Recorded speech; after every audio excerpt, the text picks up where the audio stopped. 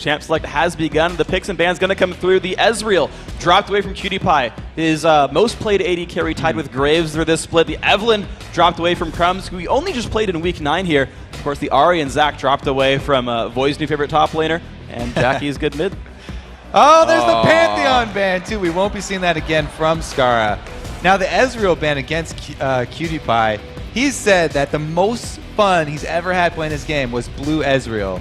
He just loves that champion. I'm sad not only for the fans, but just because Cutie Pie won't be able to have as much fun as possible. First pick locking in Kassadin. That's going to be jungle, right? Yes. Right? That's St. Vicious right there. St. Vicious jungle and Kassadin up here. So interesting, that's not a champion we've seen a lot from Jackie. And actually, pulling up the stats from the teams, I went back because we talked about Kopp a lot in the pregame and said, where do all the kills come from? When Kopp's in a fight, more than half the time he's getting the killing blow. Over 50% of his battles result in him getting the kill there, which is way harder than anyone else. Right, 50% of the time he's getting the kill. Last minute was 40. It was 39%. Be more aggressive. Yeah, he got way more aggressive. Jackie is actually the lowest killer of a mid laner. Yeah. He has the highest assist to kill ratio. So it's interesting seeing him now on a more offensive champion, someone who's going to secure kills. On the assassin there, it's going to be a different story because Kassadin, he goes in for the finish off. He's really good at chasing down people, sort of extended team fights. That's why a lot of people will take teleport on him. If you can just get in the general area of a fight that's going on, he can clean up almost better than anyone. See if he does that right here. Of course, the rest of the picks are still coming through. Jarvan and Elise coming in here for Team Dignitas. Jungle Kassadin, they're going to go Jackie with Veigar.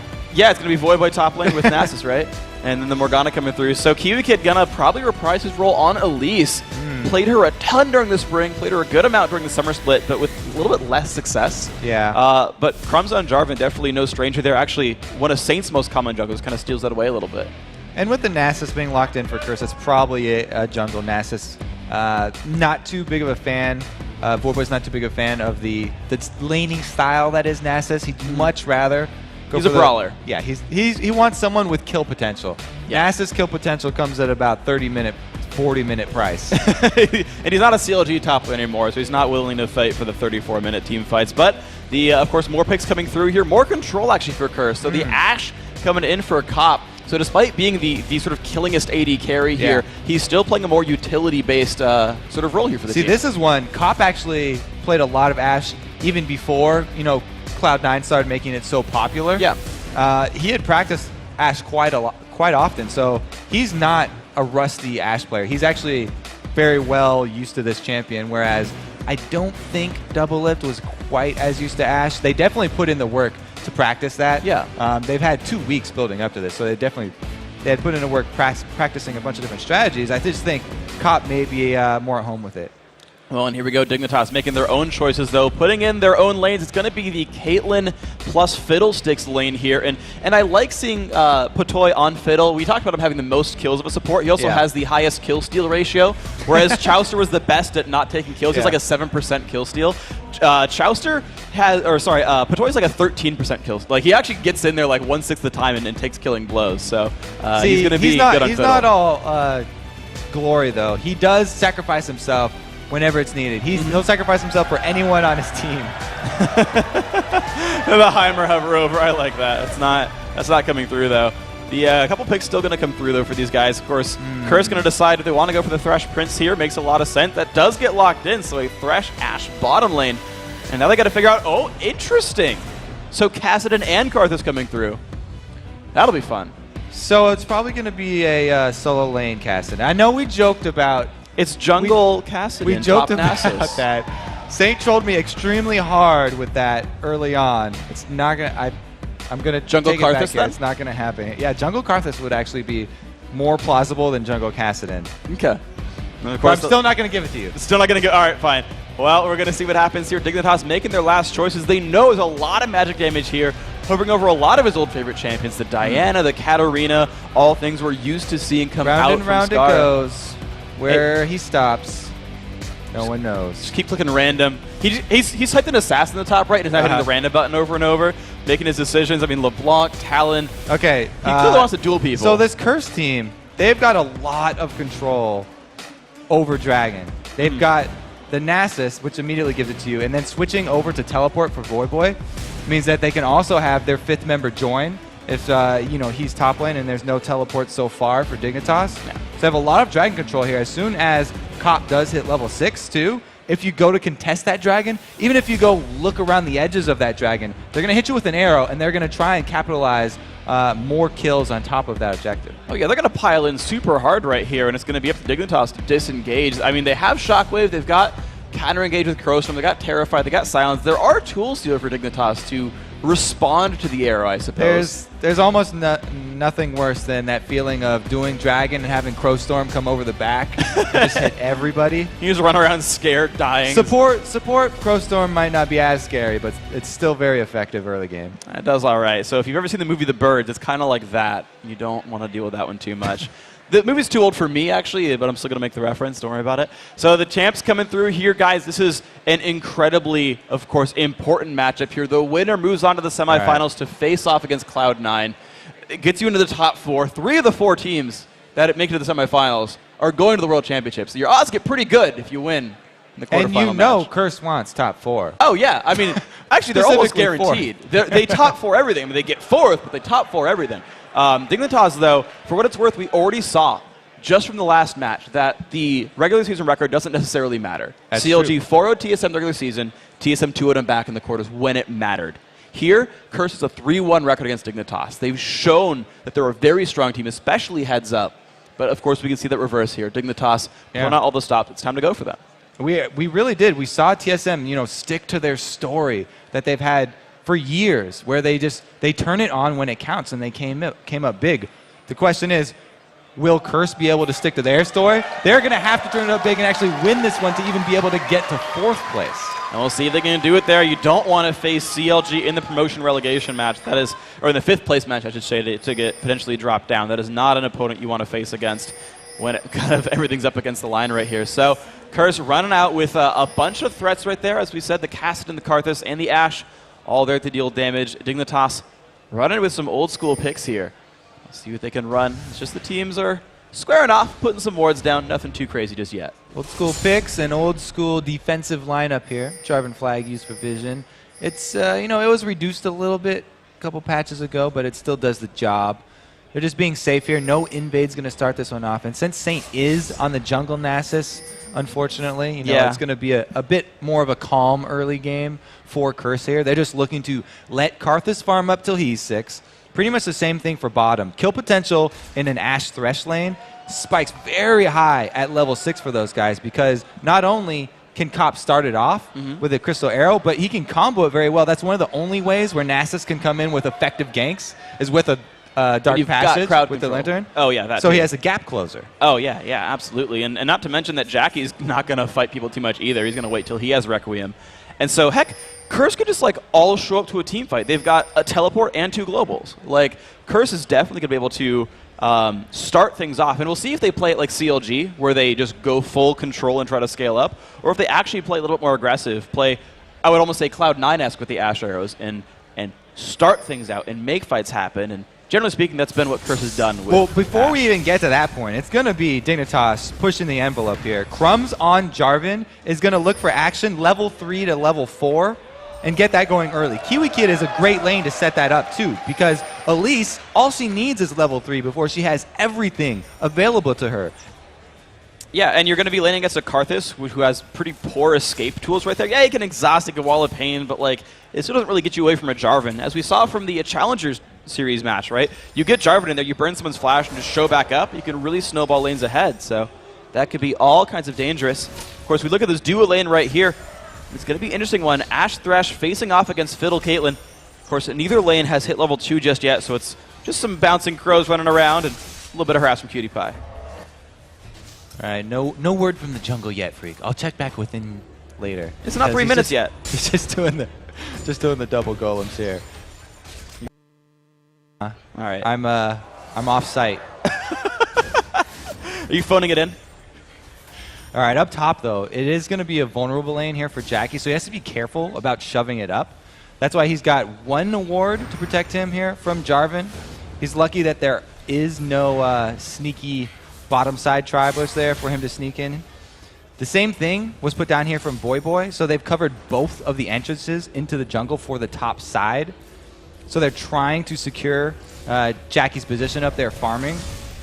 Yeah, but look at this from Crumbs, though. He just walks right into the mid lane, says, we're not going to gank you. We're just going to kind of kill your minions real quick. Saint actually counter ganks. This is weird. I don't normally see junglers. Gank? Well, counter push, I guess. They're go. going to push the minions down to the turret. A little bit of fight in the bottom lane, though. Half HP for Patoy. Harass coming back over to Edward, though. Dropping him a little bit low. Q lands on the Cop. That Piltover Peacemaker is making Cop a little bit sad. He's going to try to lifesteal back up. He's not too sad. This is, like we said, Curse are going to try and slow play the beginning of this game and farm up till they get the levels for their utility. Well, they might not get you. Crumbs, he's not an award. He gets to gank this. So looking to dive pretty early here is very dangerous, but Cop is quite low. He's only got barrier and then the shield here from Edward with the Dark Passage to rely on. Patoy, meanwhile, level 2 Terrify. He's ready. Cop's at 120 health. Let's see if he can dodge anything. The silence comes across. Cop will not be able to do anything. First blood comes out for Crumbs. Turret shot does not kill out Patoy. Good job there for Dignitas. Quick flash out there, too. Yep. Crumbs did not even want to tank one turret shot. Patoy left with all of them himself. But Cop got way too low there by himself. You're right. Easy pickings. They did not have the ward from the Sneaky Jarvan. Oh, well played then just to get the harass down for Cutie Pie and Patoy, landing Piltover Peacemaker after Piltover Peacemaker. Jackie, though, in the duel against Kiwi Kid, forced to flash and exhaust away, and Kiwi is not done. He goes in with the repel. Does he have the damage? Dignitas on. Can he get out of range? Yes, he can. With 100 health left, Kiwi Kid picks up the kill in the top lane. Kiwi Kid making plays as well. And we talked about Dignitas being the team to set this one up early before Curse hit that level 6 marker. They're doing an amazing job so far. This is just what Dignitas want, and they're going to continue with a dive on Boy. Can he land the cocoon? Of course, it won't pull turret aggro. Grabs a shield right there. Has to run away, though. Saint got to make his life a little bit difficult. Flash Q. Gets the wither, gets stunned. Boy, can you get the damage you need? One more Q. Another stun. Kiwi Kid is not yet dead. Flash from Boy picks up the kill, but there's the ignite. Crumbs low on mana. Dark Passage comes out. Who's going to grab it? Oh, the stun. A double kill for Boy. Are you serious? Curse turns that around beautifully. Yeah, Dignitas definitely bit off way too much right there. Too excited with the early success. They tried to push it, and because Saint was coming from the bottom side jungle, they're able to answer it there. Kiwi Kid really had nothing to gain even for going from the back towards that turret. It was going to be an ill-fated tower dive if they even tried to start it off, but he didn't even go for it, and they definitely split themselves in a poor position. I think the minion wave came in at a very opportune time to prevent any of the CC from landing. So, well played, though, again. Minion waves aren't random. Well, true. You can see I said those. it was unfortunate, not unlucky. So if Kiwi Kid had looked, the way to judge them is by looking at your own minion waves, and your opponents are going to be at the exact same spot. If Kiwi Kid had just looked at their own mid lane, he would know that those are coming on down. So unfortunate there. Well played again by Curse.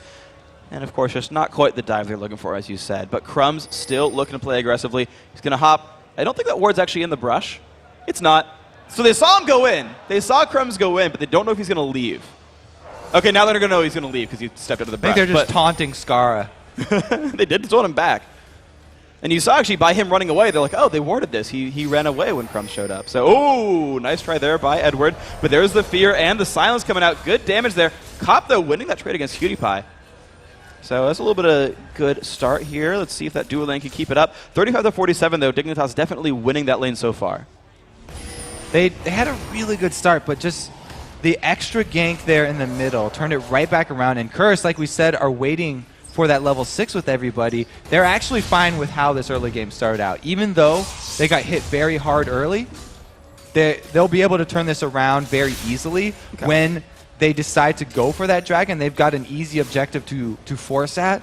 And with no one on Dignitas taking teleport, they don't have a lot of surprise factors that are going to join the fight, much, like a Requiem or a teleporting Kassadin. Yeah, and think about it, right? You've got Karthus just at the very top side of the map, very, very far away, has Requiem as soon as he levels up. He's not far from that. He's actually like 90% of the way, so he'll hit 6 in a moment.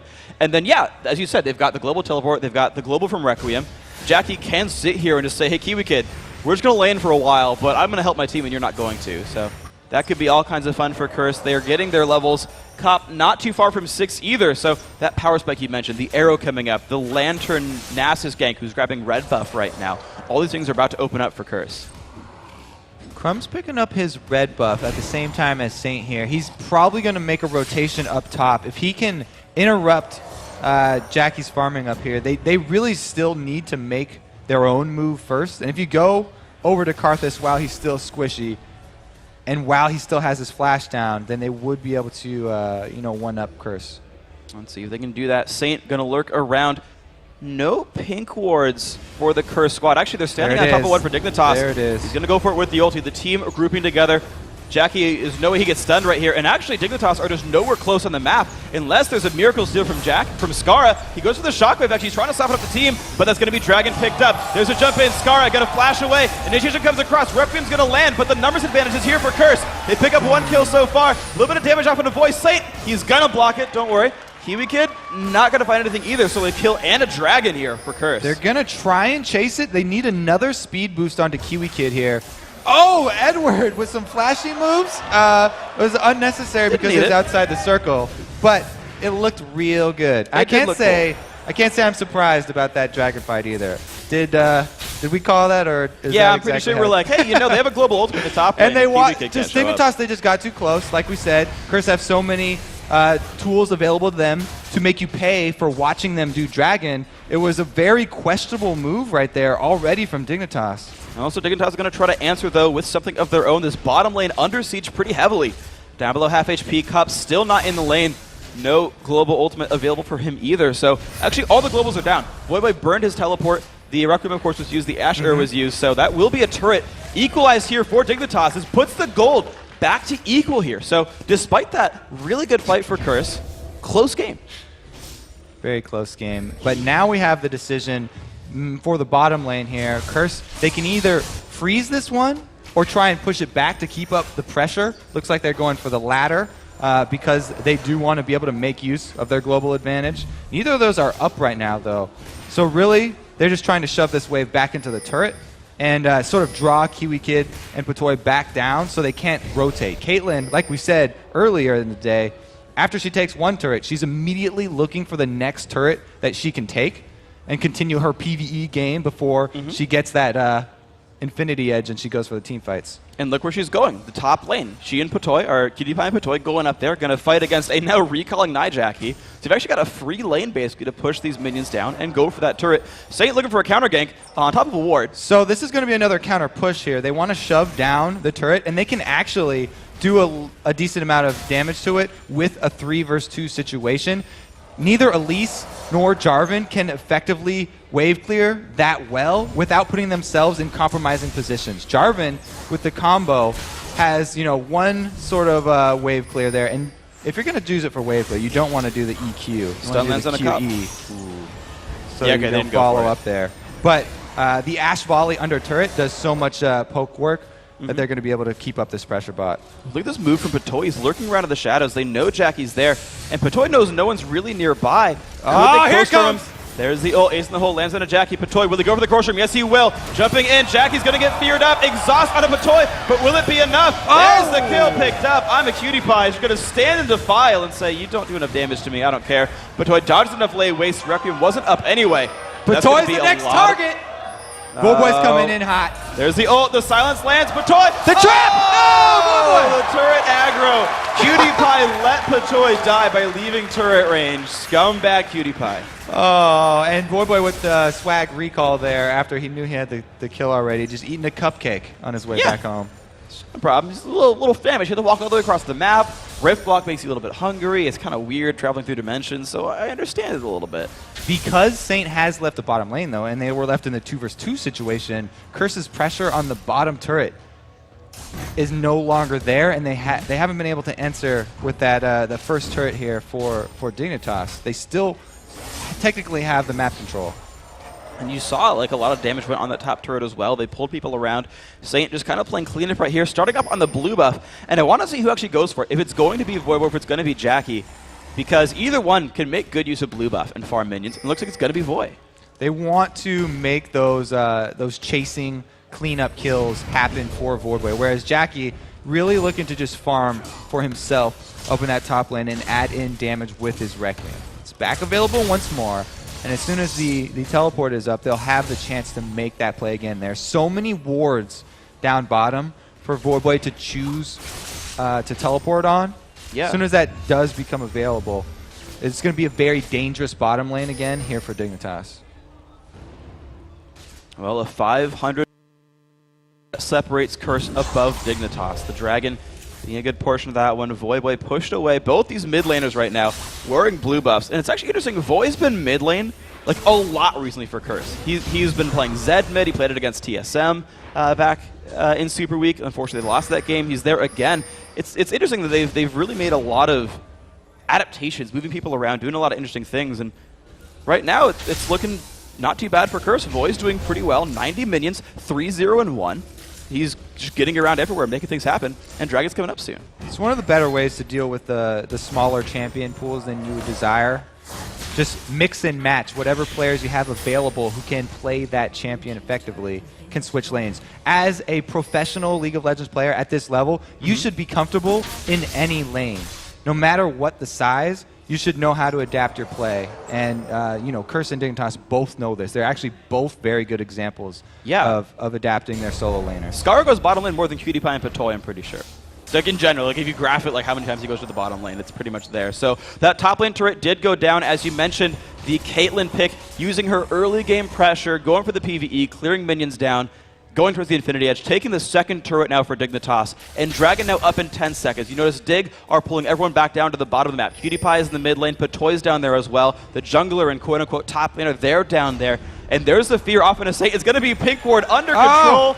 Oh, and the vision time's out. No ward trade.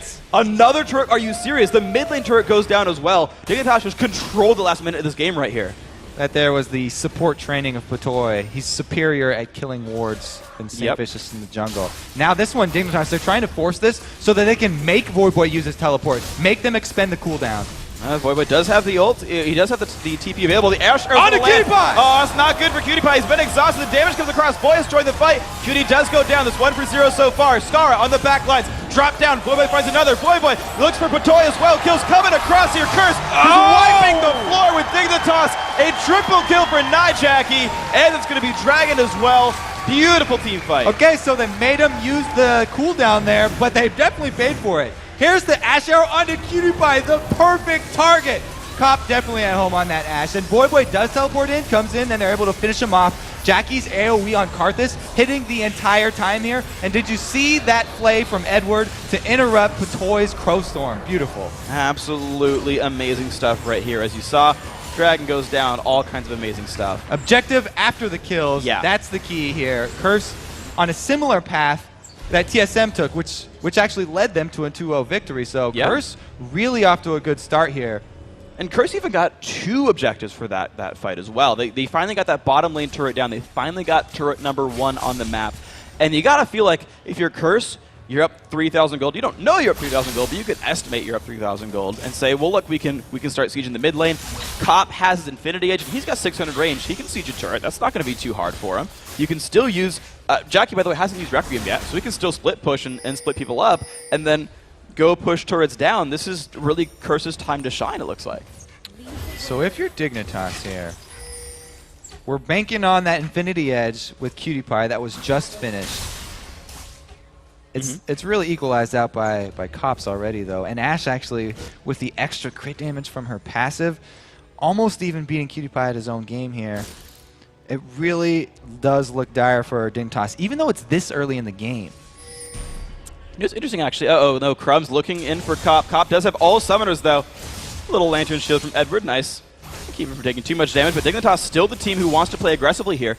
They've grouped up towards the mid lane. Voidboy in the top lane does not have teleport. He's coming down now. We'll see if he can rejoin in time. Of course, Jackie on the bottom lane, he's not got any way of showing back up. This is going to be the jump in. They get the stun on the Saint. He's going to ult and just run away. Asher comes in, lands a Cutie Pie again. Goodbye, I'm a Cutie Pie. They're re-engaged, though. Requiem coming across. Voidboy feared, low on health, but Dig forced to run away. Kiwi Kid, he jumps to the minions, though, on the right-hand side, but Void follows him down, is unstoppable. 5-0 and 6 on Cassidy. Beautiful stuff.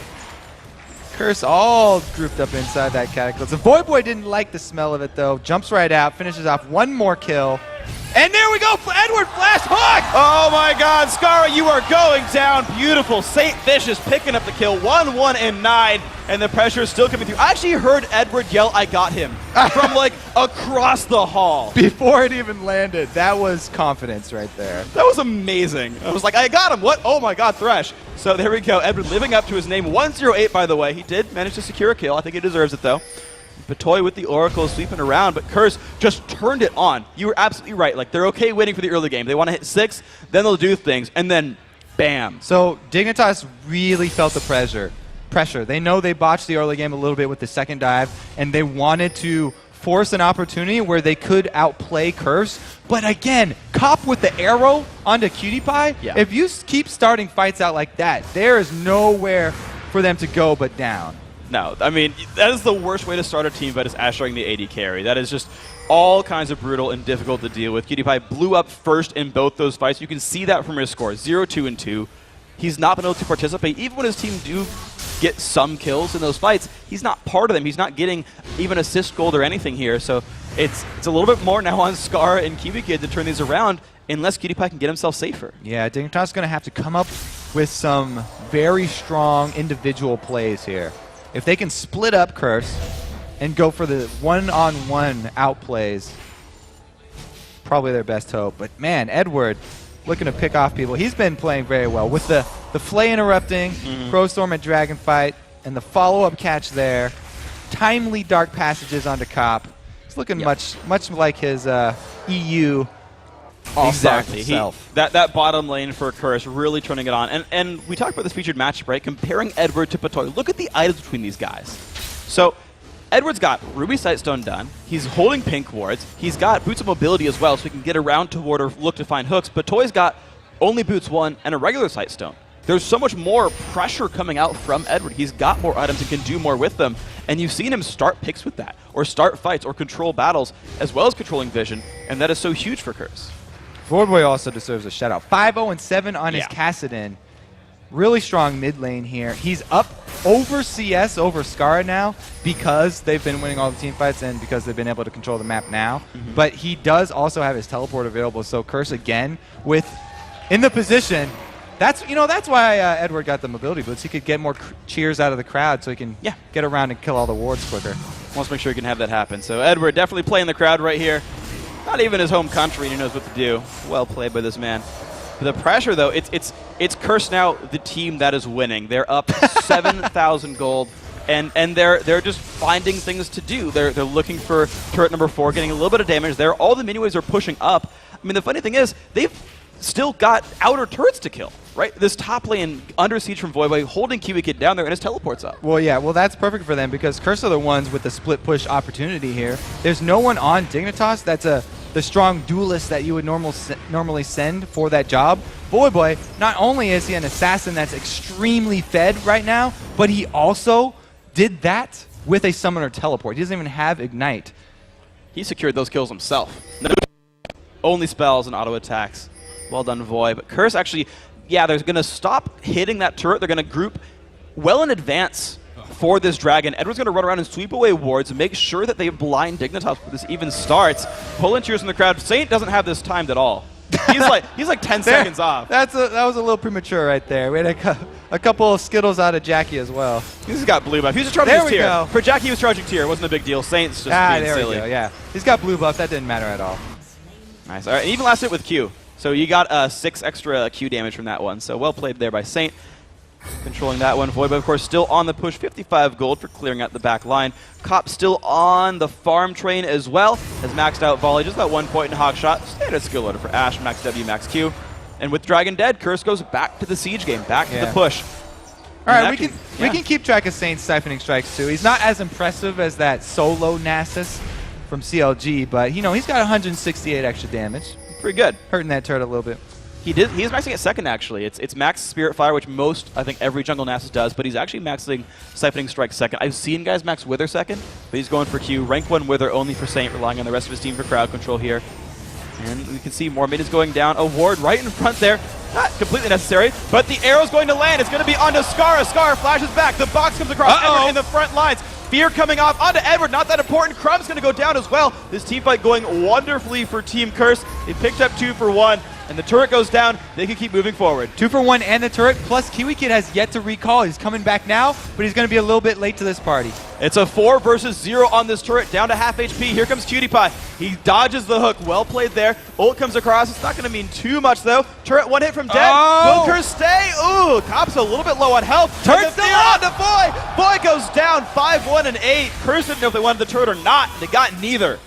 Dignitas actually really needed that one. Yeah. The shutdown from Boy definitely going to help out the coffers a bit. 1 hit on that turret too. They really wanted to finish that off, and a lot of people do get caught at that point because Dignitas recognized that they were going to go for it. You see that arrow, by the way, was going to be the third in a row onto Cutie Pie, but he just barely pulled a Neo and juked behind Skara to let Skara take that one in the face, and actually ended up him going down.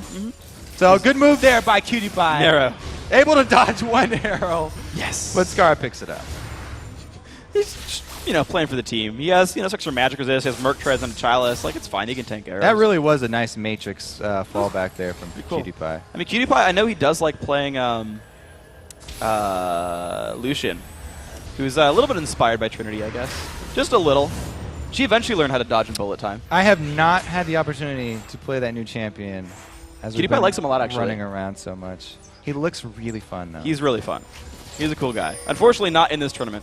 No. Not allowed New champions here. are banned for 4 weeks. In this tournament, we're actually going to have Curse pushing up top, while no teleport from Boy means that it's actually just a 3-man push. And this would be an opportunity for Dignitas to make a move here. They don't, however, have vision control of really anywhere outside of their base. So it's going to be hard for them to actually capitalize. And Edward with the flay. With the flay and the plays, Crumb's going to burn his ulti and get he out got of one. the toy. He finds something, gets an arrow to the face, though, and Satan gets out.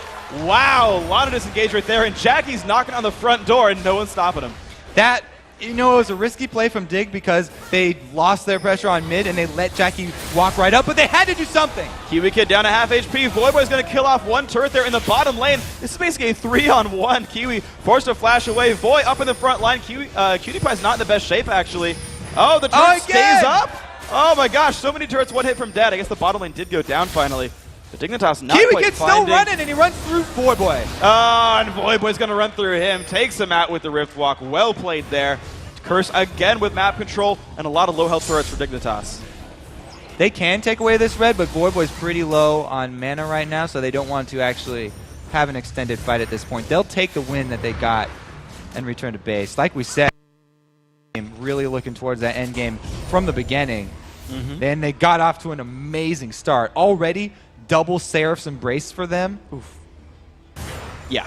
Oof is pretty much the term I think I want to use for that one. 9,000 gold in the lead. A lot of durability despite being relatively squishy mages. The Seraphs really helped them out there. The Zonia is there for Voyboy. Also completed. The Rod of Ages done for Jackie. Also going for Void Staff, so not yet the Death Cap, but stacking Magic Pen and Ability Power to get his damage output there.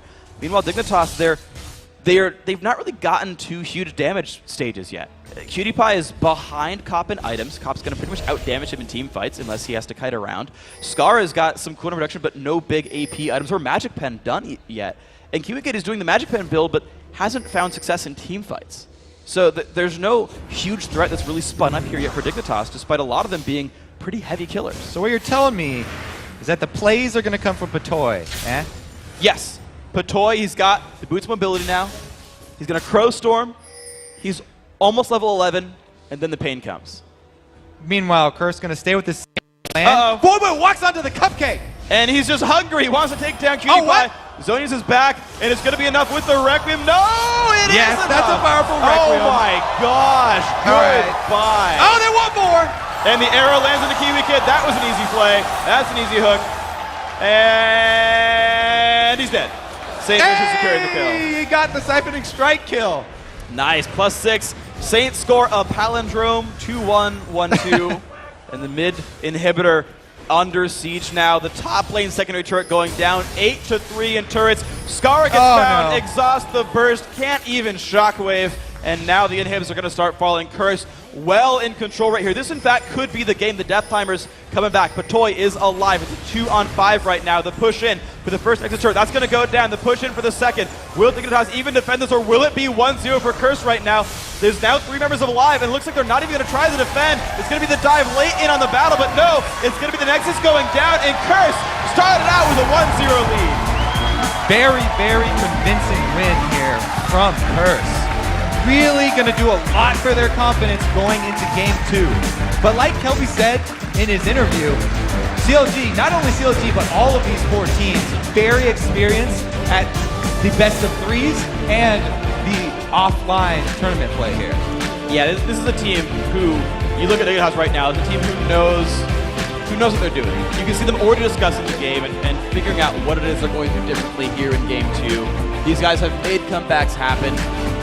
It is a very real possibility for either